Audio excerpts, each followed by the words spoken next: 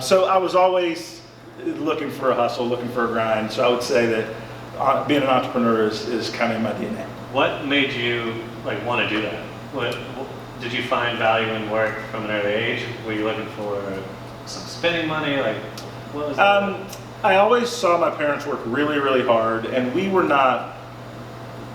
didn't have a lot, but we had enough, is what I would describe, right? Like we never lived in big fancy places. We had just enough because my parents were just super hard workers, and there just was never a day that went by that they weren't working hard to try to provide. But we didn't have a lot of extras. And so money was something that was discussed a lot in the house, but it was never like, we have so much, what are we going to do? Where are we going to invest? It was always like, how are we going to make these choices, right? And so to me, early on, money didn't mean power or prestige or anything like that, but money meant choices to me. Even at a young age, I understood if you had money, then you could choose what you would do or not do. And so that became a motivation at an early age. Not necessarily the material things of it, although those things are nice and I like nice things, but the choices motivated me even coming up.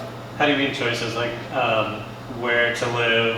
What? Even simpler than that. So when you're a kid, the kind of shoes you wear matters, right? When you're a young African-American kid, and let's say you're growing up in the inner city of Pittsburgh, where we moved to Reisenstein Middle School, the city was Shadyside.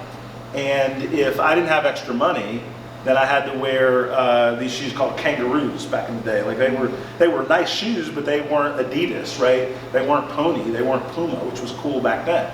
But if I had extra spending money, I could take what my mom wanted to spend, plus the extra money that I had, and then I could get some shoes that were cool. So to me, it was choices. I could add to what I was already being blessed with, what I was being given, and then I could have that choice. Because my mom was always very fiscally responsible, and she was willing to buy what I needed, right? But she wasn't concerned with the pomp and circumstance of what other people thought, right, we needed to have. Right, so if people had a different pair of jeans for every day, I had 2 pair of jeans, right? They were different colors, right? But they were different. I had 2 pair of jeans, and they were bought a little bit bigger than I was, so I cuffed them up, right? And she was super, super practical. But as a youngster, right? I mean, I wanted to look cool, be cool, and different things. So to me, money was choices earlier, and that's an example of those.